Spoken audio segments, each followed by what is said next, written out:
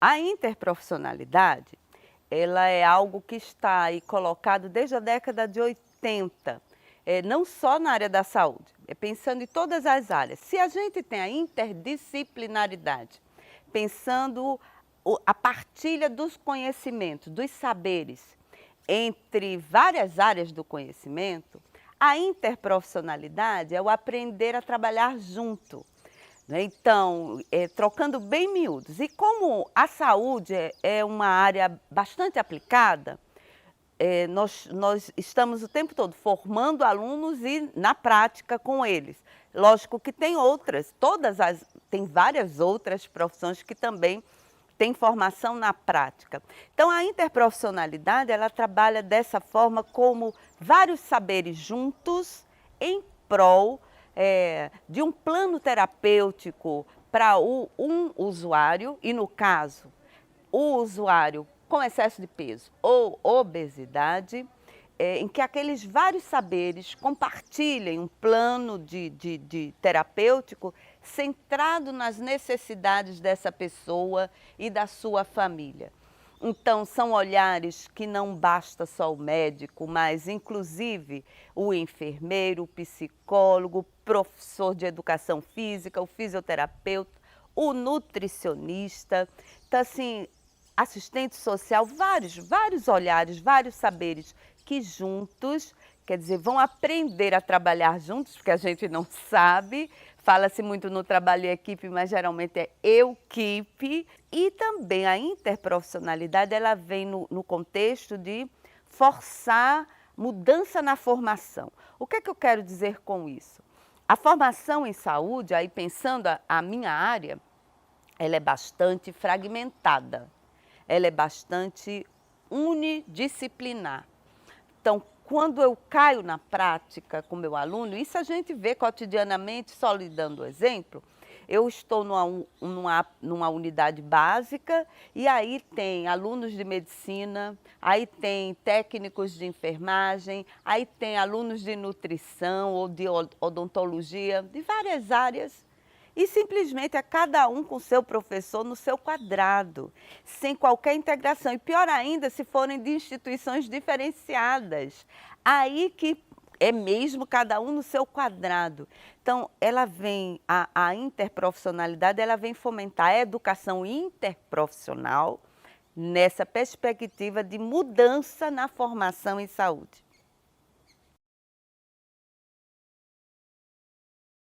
Aqui em Porto Velho, trabalhando com essa perspectiva em algumas unidades, das quais a UNIR tem como campos de estágio, no caso na atenção primária.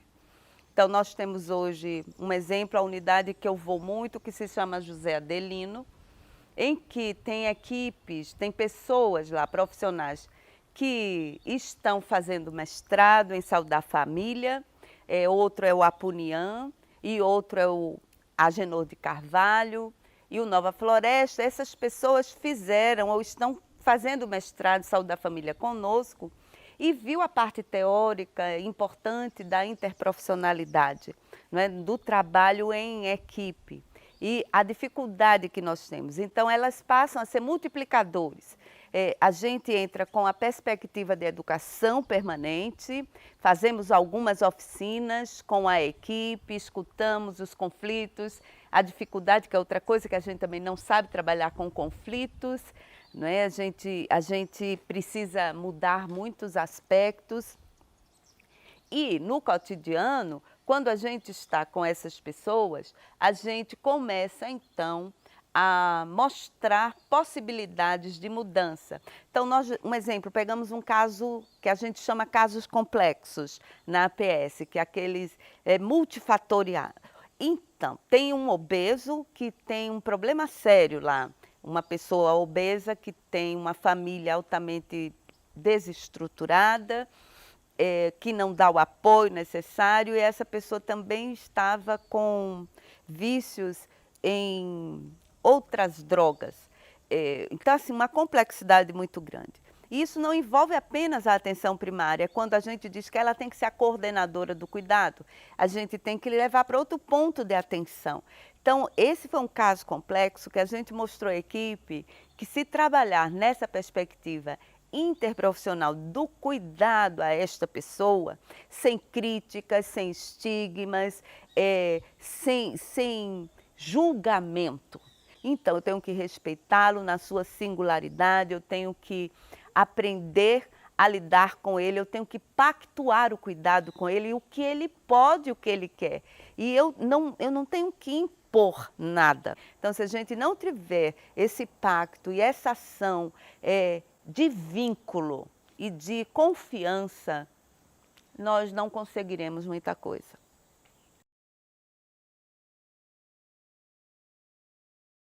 É fundamental a interconsulta. O que é que eu chamo de interconsulta?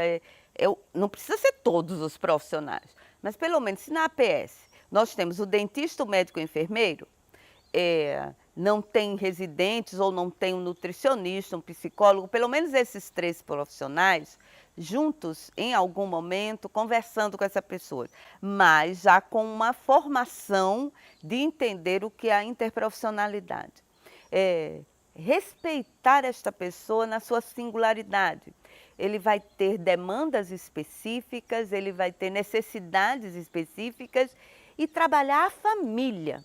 Nós temos que começar, saúde da família, eu trabalho com e para e junto à família, não é a indivíduos isoladamente. Então, quando a gente faz as interconsultas, que nós vamos começar a trabalhar os planos terapêuticos, nós temos que ir pactuando com esse usuário o que é que pode. Então, assim, eu como bolo todo dia e eu como um bolo grande, uma fatia enorme.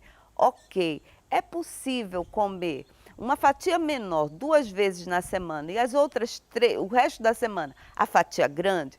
Um exemplo que eu estou dando. E assim diminuindo, não adianta dizer assim, você não pode mais comer bolo. Você não pode mais fazer isso.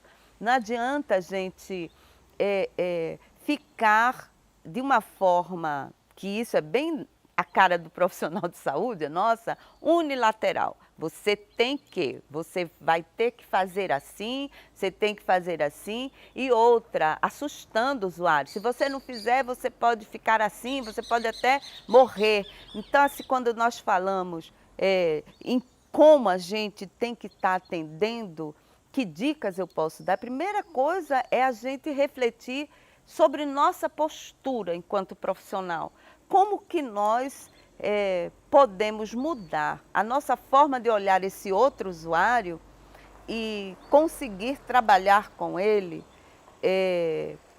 respeitando as singularidades dele, respeitando a diferença dele, de opinião dele para a minha, sem criticá-lo e dizer assim, ok, nós vamos pactuando e vamos acompanhando. Quando você achar que está pronto para dar um novo passo, então nós estaremos juntos dando apoio.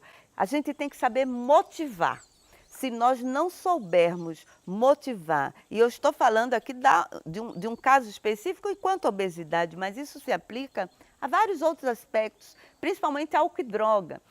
Se a gente não sabe trabalhar com motivação, então primeiro precisamos ter uma educação permanente enquanto profissionais, para aprender a trabalhar com meus colegas e, na medida em que eu aprendo a trabalhar com meus colegas, saber que todas as ações previstas são importantes, não apenas uma, e que esse grupo de ações, de atividades, visam melhorar a qualidade de vida do outro, de acordo com o que ele quer ou ela quer, e não com o que eu quero, o que eu acho que é melhor para ele.